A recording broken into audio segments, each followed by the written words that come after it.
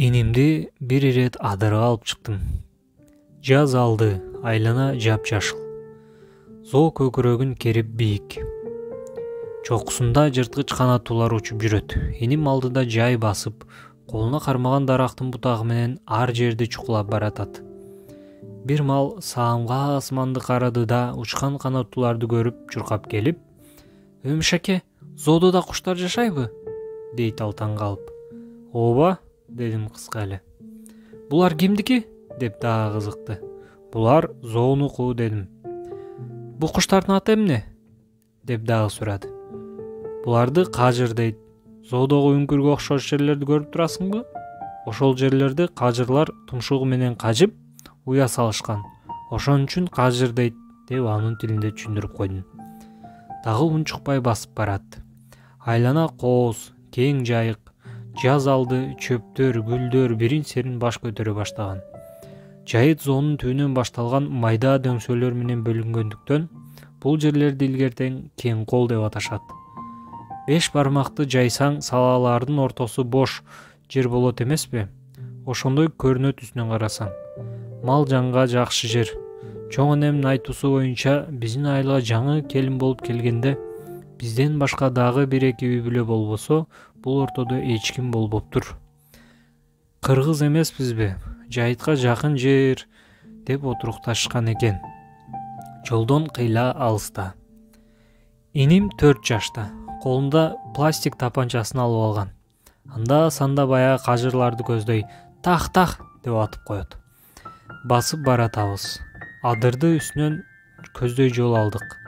Жалгыз аяк жолдор мага чейин эле бар эле. Бул жерлерден көп жолу мал айдап, кой эчки айдап өткөнмүн. Мага окшогон көптөр басышкан. "Бул жолдорду кимдер салган?" деп эним дагы сурайт. "Биз", деп койдум. "Атамбы?" деп дагы мени карайт. "Ооба, экөөбүз дөңгө чыкканда кыйналбасын дептир", деп жооп берип коем. Ошентип бир адырдын башына чыгып, ылдыйдагы жашоого көз салып отурабыз.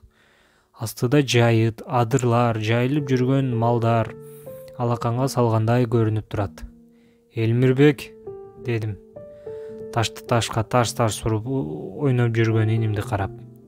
"Көрдүңбү, кандай кооз жерде жашайбыз биз? Ушул зоо, дөңдөр, адырлар, чөптөр, ушул айыл баары биздики", дедим. "Чын эле биздики?" деп коет таң калып. "Ооба, баары биздики, биздин жер, биздин айыл, биздин Кыргызстан." Анда бул койлорчу жүргөн?" дейт мени шашпай ишенимдүү карап. Эми дагы эмне сөз айтаар болду экен деп, "Ооба, булар дагы биздики", дедим. "Анда үйгө айдап кетсекчи?"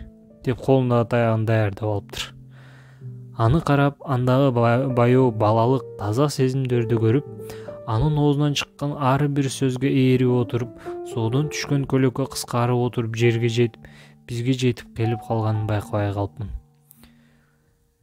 "Жок иним, бу койлор кечке жүрүш керек, анан булар ушул жерде уктайт", деп эптеп көндүрүп үйгө алып кеттим. Андан бери 5 жыл өттү. Ал жайыт азыр жеке менчикке берилип кетти. Адамдар заңгырата үйлөрдү салып, айылга айыл уланып кеткен. Иним да азыр 2-класста окуп жатат. Азыр ал мага үйрөтөт, көз тийбесин. Бирок кээде ой кетет. Ошондой жайыттарга тийбей эле койсок болмок беле. Деген менен калктын саны өсүп жатат да. Көз тийбесин. Аманчылык болсун. Окуган Өмүрбек Казакбаев.